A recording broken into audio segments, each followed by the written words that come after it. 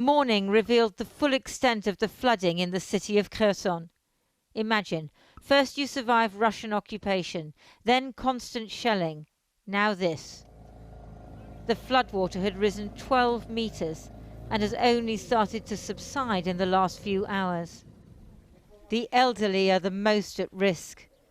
All day long, the Ukrainian emergency services and volunteers have been rescuing those who'd been stranded, some on islands, others in neighborhoods near the riverbank. They're leaving behind their ruined possessions and homes. All they can save are their precious pets. They tried to stay put, but it was impossible. Все сидела, все надеялась, что останемся там. А потом, как начала бежать вода с такой силой, что, ну хорошо, сынуля додумался. У соседа взял лодку, и благодаря этому мы выбрали. They blame the Russians for blowing up the dam. Ну потому что русские, наверное, подбили дамбу, не подумавши, как говорится. Они нечеловечные люди. Им, как говорится, нет прощения, понимаете? Никак, абсолютно. And while he was speaking, a more familiar peril, the sound of shelling. So they scrambled for cover. The Russians deny responsibility. The flood also damages the water supply to Crimea, which they control. But Ukrainian officials say this was a desperate form of defense, designed to delay Ukraine's counteroffensive. Вони зробили це свідомо, вони підірвали дамбу, вони зруйнували Каховське водосховище, щоб унеможливити наш наступ з цього напрямку в цей час, в цей проміжок часу. Що це їм дає? Це дає їм звільнення тисячі або десятки тисяч солдатів, які тримали лінію фронту вздовж цього узбережжя. Вони тепер можуть суттєво зменшити кількість своїх солдатів там і можуть їх перенаправити на інші напрямки. In Nova Kakhovka, the site of the dam, which is under Russian control, people are returning to their homes. But it's hard to see how they'll be able to stay, and it's unclear how much assistance Russia will provide. Debris is floating downriver, including 150 tons of oil from the hydroelectric plant. The pollution is horrific. Already, hundreds of thousands of fish have perished, and agricultural land has been damaged, probably for years. Upriver, in Zaporizhia, they were practicing a nuclear drill today. The cooling system for the nearby nuclear power plant, which also depended on the dam, is not in immediate danger, but it's yet another risk in a war that keeps producing ever more reasons for fear. Well, the people of Kherson had already lived through months of Russian occupation. Over the last 2 days, we've been hearing from residents trying to cope with the latest challenge the war has brought to their doors. Our foreign correspondent, Porrick O'Brien, has been documenting their stories. After the surge and the shock, the creeping erosion of normal life in Kherson.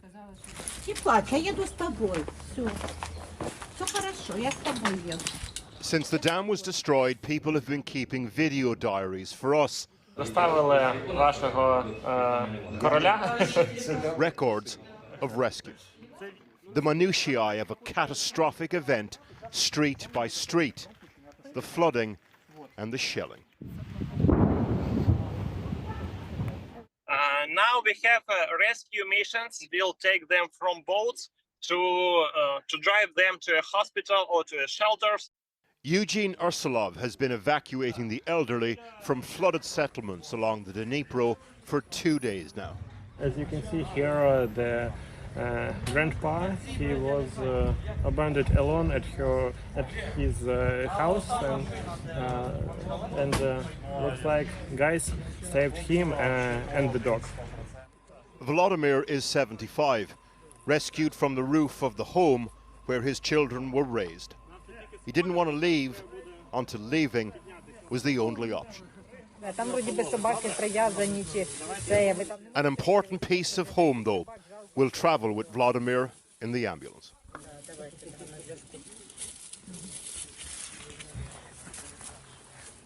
5 minutes ago, there was just a massive shelling outside my window. Julia Radeva has also been recording life for us in her flooded city. А вы куда идете?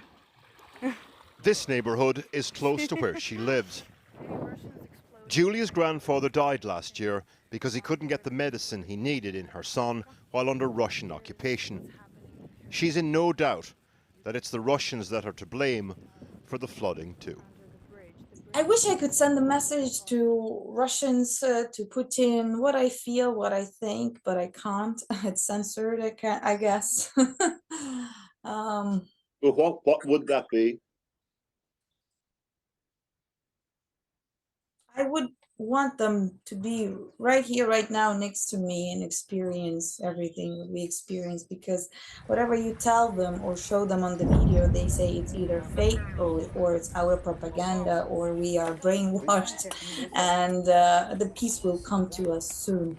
So I just want all of them, especially Putin, next to that guy who sits on his fence by his house, halfway in the water. Eugene also sent us this, another rescue. He says his team got to this elderly woman just in time. Eugene is worried about what will be uncovered when the waters subside, though. Worried about the ones too frail to even call for rescue. Well, I've been speaking to the Ukrainian MP, Alexei Goncharenko. He's just returned from Kherson, where floodwaters have been rising. He posted this on social media after the dam collapsed. You can see how water is coming up very quickly, already several meters higher, probably maybe 3 meters higher, and we are quite far away from the dam, near 100 kilometers, but you can see how quickly the water is coming up. Now back at his home in Odessa, I asked him what the situation is now. The situation was really bad yesterday, and today it's even worse because the water continues to arrive. And we can't say when it will finish. Thousands of people are without their homes. Thousands of houses are destroyed. And that's the situation on the right bank of the river, which is controlled by Ukraine. But what is important at this part of, on this bank of the river, there is support to people. But on the opposite bank, on the left bank of the river, which is still controlled by Russians, people do not receive any help, any support. And that is absolutely awful. And these people are in much worse situation.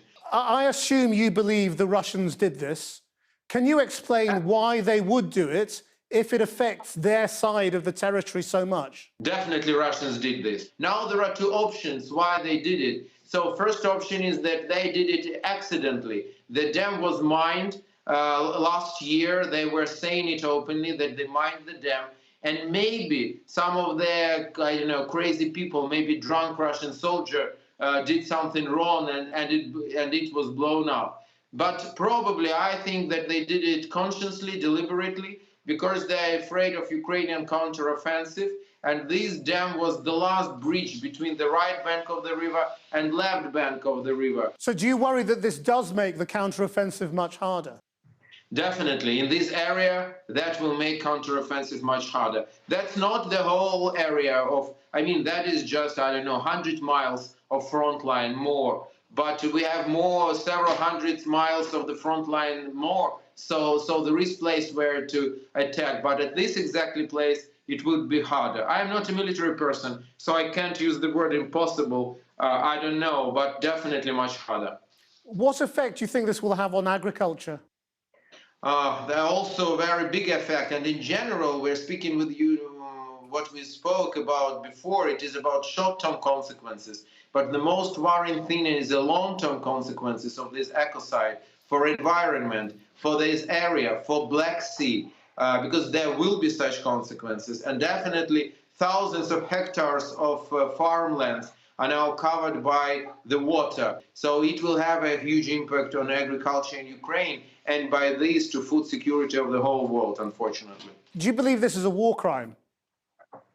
It's definitely a war crime and one of the most awful. According to Geneva Convention, such attacks on such scale in civilian infrastructure, it equals with the usage of mass destruction weaponry. So it equals like to use a nuclear weaponry, because the results of this are unselective. And I'm not sure that any one military person died because of this, but I can tell you for sure that there are victims and casualties in between civilians, and a lot of and huge suffering for thousands of civilians and for years ahead. So definitely it's an ecocide and a huge war crime.